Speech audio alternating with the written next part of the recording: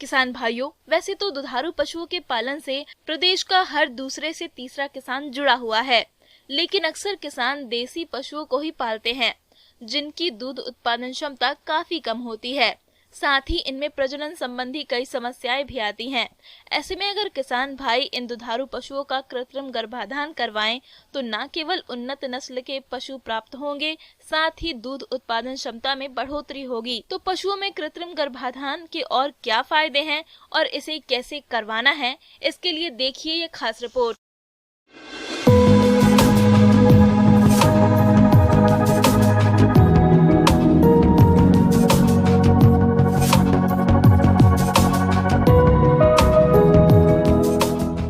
हमारा देश प्राचीन काल से ही कृषि प्रधान देश रहा है और कृषि का मुख्य आधार है पशुपालन। हमारे देश में जानवरों की संख्या बहुत ज्यादा है। उसकी तुलना में हम यदि देखें तो प्रति पशु जो दुग्ध उत्पादन है या औसत दुग्ध उत्पादन जिसको हम कह सकते हैं वो कम है। तो हमारे ग्रामीण अंचल में हम देखें या बहुत सारे पशुपालकों के पास देसी नस्ल के जानवर होते हैं और वो उनका औसत आप दुग्ध उत्पादन देखेंगे तो प्रति पशुपालक के मतलब जो प्रत्येक जानवर है 1 लीटर 2 लीटर 1.5 लीटर बस इतना ही वो दुग्ध उत्पादन कर पाते हैं। तो हम देखें कि यदि हम उनकी नस्ल सुधार करें, किसी भी तरीके से यदि जानवरों की नस्ल सुधार की जाए तो हम प्रति पशु जो दुग्ध उत्पादन है उसको हम बढ़ावा दे सकते हैं और जिससे हमारे पशुपालकों की आय में वृद्धि होगी और देश की आय में भी वृद्धि होगी। दुग्ध उत्पादन बढ़ाने का सर्वोत्तम उपाय नस्ल सुधार है, जिसे पशुपालन की आधुनिक तकनीक अपनाकर किया जा सकता है। इसमें कृत्रिम गर्भाधान भी शामिल है। पशुपालक को इस बात का खास ख्याल रखना चाहिए कि पशु को समय से गर्भ धारण कराएं। जो बात आती है वो आती है नस्ल सुधार की, जिसमें हम एक मुख्य तरीका जो नस्ल सुधार का है वो है कृत्रिम गर्भाधान। तो कृत्रिम गर्भाधान के पूर्व कुछ विशेष मुख्य बातें हैं जो पशुपालक को ध्यान देनी चाहिए, किस समय हमको कृत्रिम गर्भाधान कराना चाहिए। तो सबसे पहली बात आती है कि जो जानवर का जो मध्यकाल है वो 21 दिन का होता है। जब जानवर की यौवन अवस्था के बाद जब जानवर गर्मी में आना शुरू होता है तो जानवर हर 21 दिन में गर्मी में आता है। स्ट्रेस फेज होती है जिसमें जानवर गर्मी के लक्षण शो करता है। अब वो कौन कौन से गर्मी के लक्षण है जिसे हम प्रत्यक्ष रूप से देख के पहचान सकते हैं। तो जानवर रंभाना शुरू कर देता है। रंभाने के साथ साथ थोड़ी थोड़ी देर में मूत्र का विसर्जन करेगा जानवर और दूसरे जानवर पे माउंट करेगा। माउंट करना मीन्स अपने जो भी साथ वाले जानवर हैं, शेड में और भी जानवर हैं, जानवर खुले हुए हैं तो उनके ऊपर चढ़ेगा। और यदि आप देखें तो जानवर की योनि द्वार से तरल चिपचिपा म्यूकस जैसा पदार्थ आपको लटकता हुआ दिखाई देगा, जो कि उसके घुटनों के नीचे तक एकदम कांच जैसा तरल चिपचिपा पदार्थ आपको दिखाई देगा। तो इससे आप पता कर सकते हैं कि हमारा जो जानवर है वो गर्मी में है। कृत्रिम गर्भाधान कराते समय कई सावधानियां बरतने की जरूरत होती है। ये सुनिश्चित कर लें कि मादा ऋतु चक्र में हो। कृत्रिम गर्भाधान करने से पहले गन को अच्छी तरह से लाल दवाई से धोकर साफ कर लें। वीर्य को गर्भाशय द्वार के अंदर ही छोड़ें। गन प्रवेश कराते समय ध्यान रखें कि ये गर्भाशय हॉर्न तक ना पहुंचे। गर्भाधान के लिए कम से कम 10 से 12 मिलियन सक्रिय शुक्राणु जरूरी होते हैं। अति हिमीकृत वीर्य की स्ट्रा को तरल नाइट्रोजन से निकालकर आधा से 1 मिनट के लिए 37 से 40 डिग्री सेंटीग्रेड गुनगुने पानी में डालें। कृत्रिम गर्भाधान प्रशिक्षित तकनीशियन या पशु चिकित्सक से ही करवाएं, जिसे मादा पशु प्रजनन अंगों की पूर्ण जानकारी हो। अब हम उनमें कब एआई करवाएं और किस समय एआई करवाएं। सबसे पहले रूल ये होता है कि यदि जानवर सुबह के समय गर्मी में आया है तो हम शाम को उसकी कृत्रिम गर्भाधान करवाएं। यदि जानवर शाम में गर्मी में आया है तो हम उसकी सुबह कृत्रिम गर्भाधान करवाएं। जानवर की गर्मी के आने से 12 से 18 घंटे के भीतर हम एआई करवाएं। इस समय अंडे का विस्फोटन होता है और हम कृत्रिम गर्भाधान के माध्यम से कृत्रिम रूप से जो शुक्राणु है मादा के जननांग में हम प्रवेश करवाते हैं, जिससे निषेचन की क्रिया होती है, भ्रूण बनता है और जानवर थम जाता है यानी कि गाभिन हो जाता है।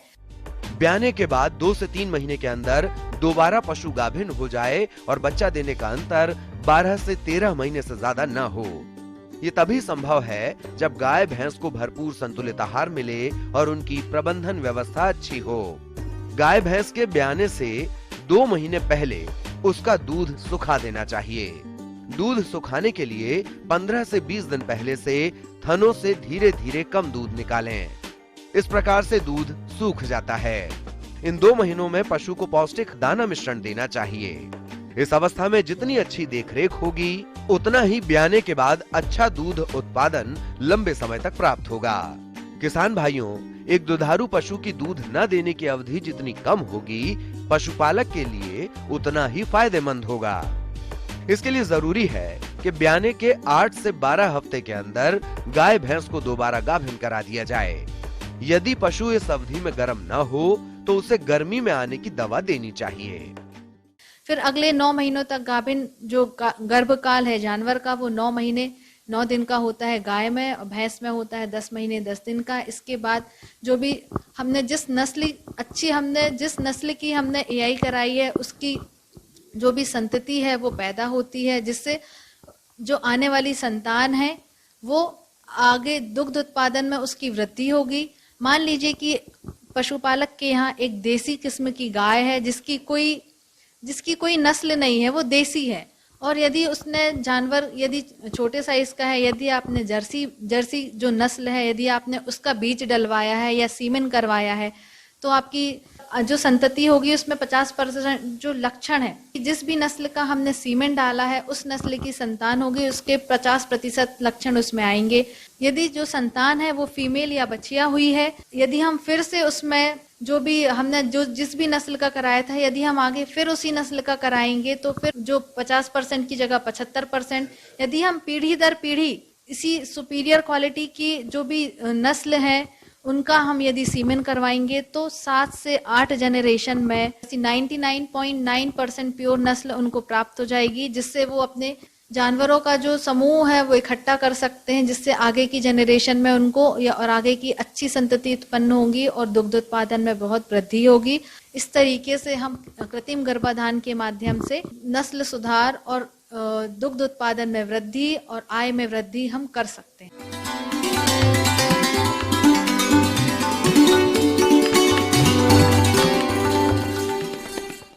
आइए जानते हैं अन्नदाता निःशुल्क फोन के माध्यम से पूछे गए समस्याओं का समाधान। आज की अन्नदाता हेल्पलाइन में हमने जिस प्रश्न को शामिल किया है उसे पूछा है गांव लखनपुर जिला कटिहार के रमेश कुमार ने। आपने पालक की उन्नत किस्मों के बारे में जानकारी चाहिए है, तो इसके लिए देखिए कार्यक्रम का यह अंश। किसान भाइयों, अगर आप गर्मी में पालक की खेती करने के बारे में सोच रहे हैं तो हम आपको बता दें कि गर्म मौसम में इसके पौधे बढ़वार नहीं करते, लेकिन पानी की सही व्यवस्था होने पर गर्मी में भी पालक की खेती कर सकते हैं। किसान भाइयों, अब बात करते हैं पालक का अधिक उत्पादन देने वाली किस्में की। तो उसमें प्रमुख हैं आल ग्रीन, पूसा पालक, पूसा हरित, पूसा ज्योति, जोबनेर, ग्रीन, बनर्जी जाइट, हिसार, सिलेक्शन 23, पालक नंबर 51, 16, पंत, कंपोजिटी, पूसा भारती इत्यादि। आप इनमें से किसी भी किस्म का चयन करके बुआई कर सकते हैं। किसान भाइयों, कृषि संबंधित समस्या और सुझाव के लिए आप हमें इस पते पर संपर्क कर सकते हैं। प्रोड्यूसर अन्नदाता news 18 Bihar Jharkhand, Ramoji film city, Hyderabad 501512, और साथ ही आप हमें ईमेल भी कर सकते हैं। हमारा ईमेल आईडी है p18annadatta@nw18.com। इसके अतिरिक्त आप हमें निःशुल्क हेल्पलाइन नंबर 18008892 163 पर सोमवार से लेकर शनिवार सुबह 10 बजे से